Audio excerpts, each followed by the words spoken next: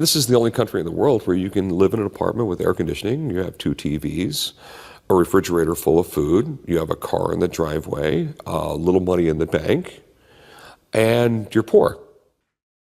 Rick Harrison, how are you, sir? I'm doing great.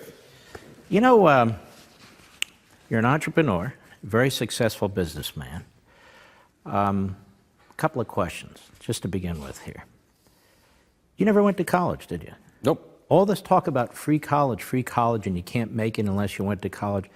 How far in high school did you go? Finished the 9th grade. 9th grade? Yeah. Then what happened? Little bit of job here. I started buying and selling stuff.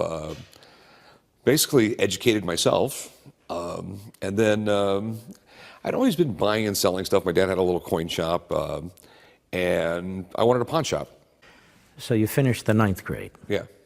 And you're self-educated. Yeah. You read. Yeah. What did you read? Well, I mean, it'll go back to when I was a kid. I mean, I was a really sick kid. I developed epilepsy when I was 8 years old, and I'd have violent seizures, and I would literally I couldn't get out of bed. I couldn't walk. Sometimes I couldn't walk for a week or two. And my mom went to the library. I mean, we were lower middle income. My dad was in the Navy. He was in Vietnam. My mom's trying to sell real estate on the side. We didn't have a lot of money. And you were in San Diego back then. Yeah, San Diego. And, you know, this is 1973. There is no cable. There's no kids programming on television. And we definitely didn't have the money for more than one TV in the house. So my mom went and got me a set of books that was sort of kismet. This really, like, changed my life. She went to the library, and it was John D. Fitzgerald's The Great Brain. It was about an 8-year-old kid growing up in Utah in the 1890s, coming up with all these little schemes to make money. And I just devoured the books. I think there was like 8 books in the series. I read them in a week or two. And I just fell in love with reading ever since then. I mean, I was 12 years old. I was going to the library and checking out books on physics. You're libertarian, conservative, it depends on the issue. You're Republican, Democrat, pro-Trump, anti-Trump. Tell us. More of a libertarian, pro-Trump mostly. Like I said, I don't agree with everything he does. I mean, what do you agree with? Lower taxes, less government.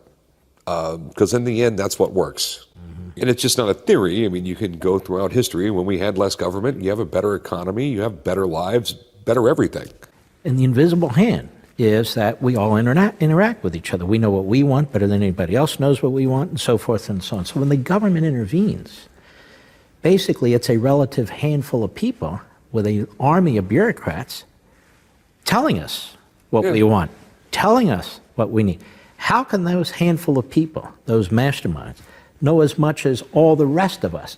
And isn't the problem that they can give us a piece of cheese, but to explain how we get a piece of cheese actually requires people to pay attention for about 3 minutes so you can explain it.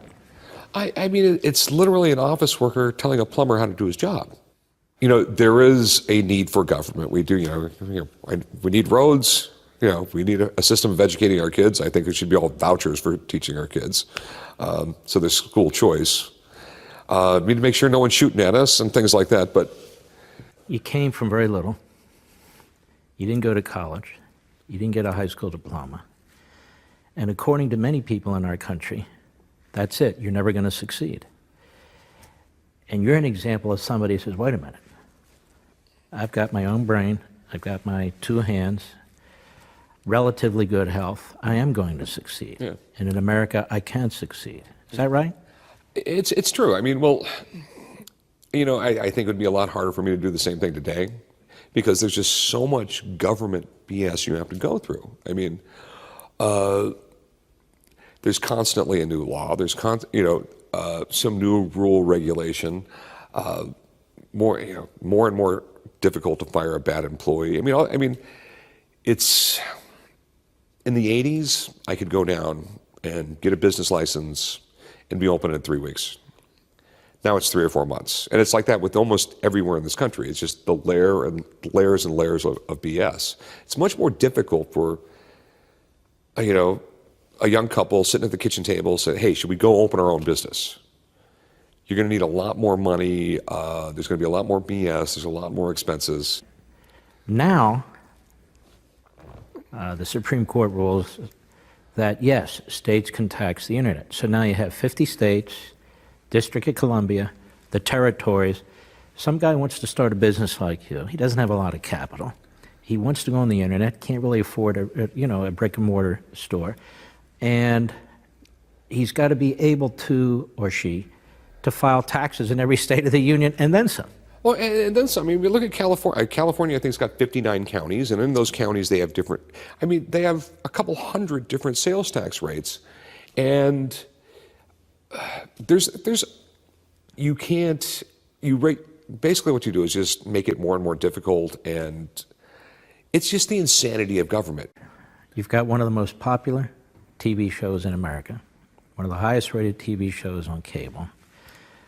I'm sure people know who you are when you're walking the street. I know that in Las Vegas, because when we were with you, everybody, hey, Rick. Yeah. So you're speaking out more about the country.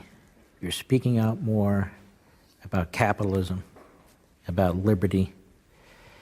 Is that because you're recognized and you're part of the culture and you're concerned about the future of the country? Well, yeah, I am. I'm concerned about the future of the country. I mean, I have 6 kids. I have 3 grandkids. And there is going to be an economic reckoning in this country eventually. The government will give you all their voodoo economics about how Social Security is fully funded.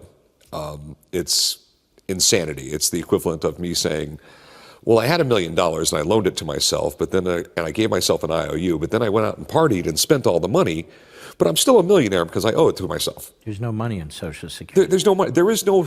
They have a Social Security trust fund there is no Social Security trust fund. The government took all the money. The government spent all the money, and it just concerns me that eventually we'll have an economic reckoning. Because of the massive debt? It's the massive debt, and eventually they will have to monetize the debt, and it will cause inflation. Venezuela. Yeah, look at Venezuela. Some of the richest natural resources in the world. It has more oil than Saudi Arabia, but this is another thing that liberals really irk me on. They complain about when a CEO makes $20 million a year. They have no problem when a sports star makes $20 million a year. And the fact of the matter is, those CEOs that take care of the big oil companies and the big internet companies and all that, the reason they get paid that kind of money is they're no different than a big sports star. They're guys who, they have that skill set just like LeBron James has a skill set. And when you have a politician go like, I can run an oil company. No, you can't.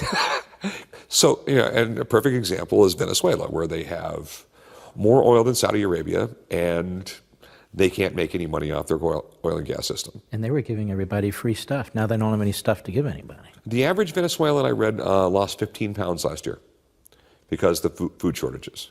And that's what socialism leads to. In capitalism, it's survival of the fittest. That's why this car company is competing. Every car company is trying to make a better car because people are going to buy the best car. When you have socialism and everything's ran by the government, they don't care if their car's any good. It's the only car. That's what you get. Capitalism needs a recession every once in a while to separate the wheat from the chaff. Mm-hmm. Okay? The economy slows down, the bad businesses go out of business, the good businesses stay in business. Everything is more efficient that way. And it sounds cruel, want to do that. But when you have a politician speaking everything, like, we don't want a recession, so people might lose a job and I'll lose my in office. It's not a perfect world, and these things have to happen to have a stable economy. You perpetually prop up, the more you prop up an economy the harder it's going to fall. People don't want to realize it's an imperfect world. Not everything is going to work right. Every kid coming out of high school thinks a corporation is evil, but they have no idea what a corporation is. And like I've explained this to a million young people that work for me and things like that. A corporation's a piece of paper. A piece of paper cannot be evil. You might have really bad guys running a corporation, but a corporation in itself can't be bad. And you wouldn't have that cell phone without a corporation. You wouldn't have a car without a corporation. You wouldn't have the power on in your house without a corporation. Corporations are one of the greatest inventions of all time. It's a way to combine capital without any risk above and beyond the amount of capital, and to create wealth. You know, there's not a single person that can come up with the money to just start a massive car company. He's going to have to go out to the market and get money. But this isn't taught to anybody. This isn't taught to anyone in kids. All they're taught is that corporations are evil. They go to college and they're basically told by these liberal professors that have never lived in the real world, everything should be free. And like Margaret Thatcher said, socialism is great until you run out of other people's money. It has never worked. All it does is, the socialists say everyone will be equal, and you'll be equally miserable and equally poor. Harrison, how are you, sir? I'm doing great. You know, you're an entrepreneur, very successful businessman. A couple of questions. Just to begin. You never went to college. All of them talk about college, making college. How far in high school did you go? Finished the 9th grade.